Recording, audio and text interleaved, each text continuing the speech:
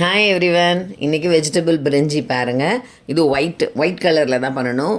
அது வந்து இந்த பிரிஞ்சி பண்ணிட்டீங்கன்னா சைட் டிஷ் என்ன வேணால் சூட் ஆகும். இதுக்கு நான் குருமா வச்சுருக்கேன். பட் நான் சிக்கன் கிரேவி, வெஜிடேரியனில் மஷ்ரூம் எல்லாமே நல்லா மேட்ச் ஆகும். தேவையான பொருட்கள் நோட் பண்ணிக்கோங்க. அப்புறமா குக்கர் வச்சுட்டு, நான் சின்ன குக்கர் தான் வச்சுருக்கேன். 1 கிளாஸ் ரைஸ் தான் எடுத்திருக்கேன். ஸோ நான் 2 ஸ்பூன் ஆயில் போட்டுக்கிட்டேன். பட்டை, லவங்கம், சோம்பு உங்களோட டேஸ்ட்டுக்கு தகுந்த மாதிரி போட்டு தாளிச்சிக்கோங்க.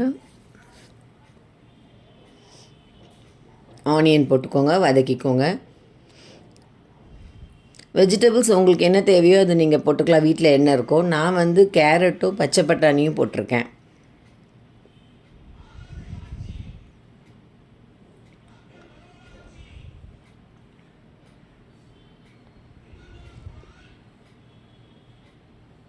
பச்சை மிளகா போட்டு வதக்கிக்கோங்க.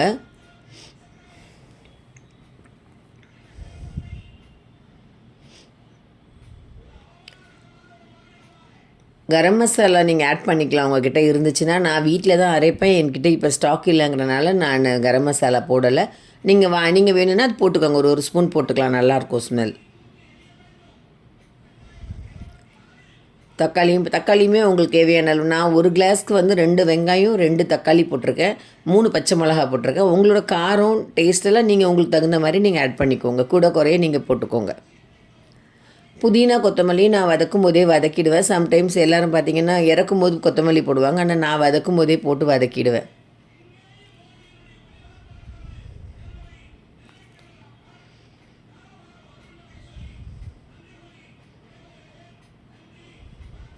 இஞ்சி பூண்டு பேஸ்ட்டு நான் அரைக்கும் போதே சோம்புத்தூள் போட்டுட்டு அரைச்சிருவேன். கொஞ்சம் மஞ்சத்தூளும் போட்டுருவேன். வீக்லி ஒன்ஸ் தான் அரைச்சி வச்சுக்குவோம். அப்போ தான் எனக்கு ஈஸியாக இருக்கும் காலையில் குக்கிங் ஸ்பீடாக பண்ணுறதுக்கு. அதே மாதிரி நான் எல்லா பொடியும் அரைச்சி வச்சுக்குவேன். சாம்பார் பொடி, ரசம் பொடி, பருப்பு, பூண்டு பொடி சாதத்துக்கு போட்டுக்கிறது. உங்களுக்கு அதோட ப்ரிப்பரேஷன் வேணும்னு கேட்டிங்கன்னா நான் உங்களுக்கு அது ஒரு ஷார்ட்ஸில் போடுறேன்.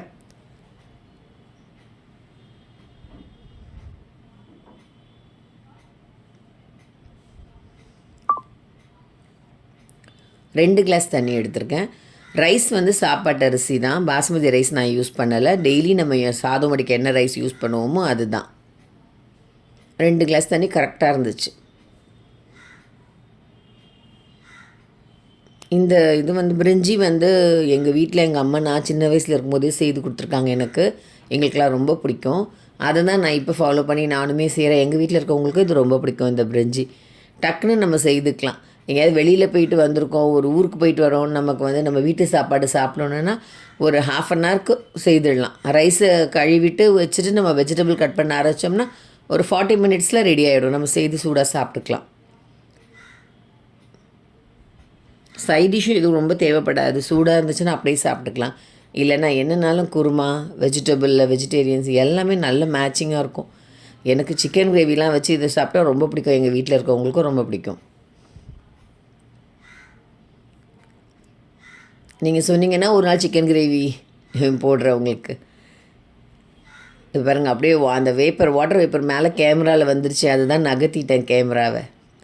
இந்த பிரிஞ்சி உங்களுக்கு பிடிச்சிருக்கோன்னு நினைக்கிறேன். கண்டிப்பாக உங்களுக்கு பிடிச்சிருந்தால் லைக் பண்ணிவிட்டு கமெண்ட் பண்ணுங்கள். உங்கள் ஃப்ரெண்ட்ஸ்க்கெலாம் சொல்லிவிட்டு சப்ஸ்கிரைப் பண்ண சொல்லுங்கள். தேங்க்யூ.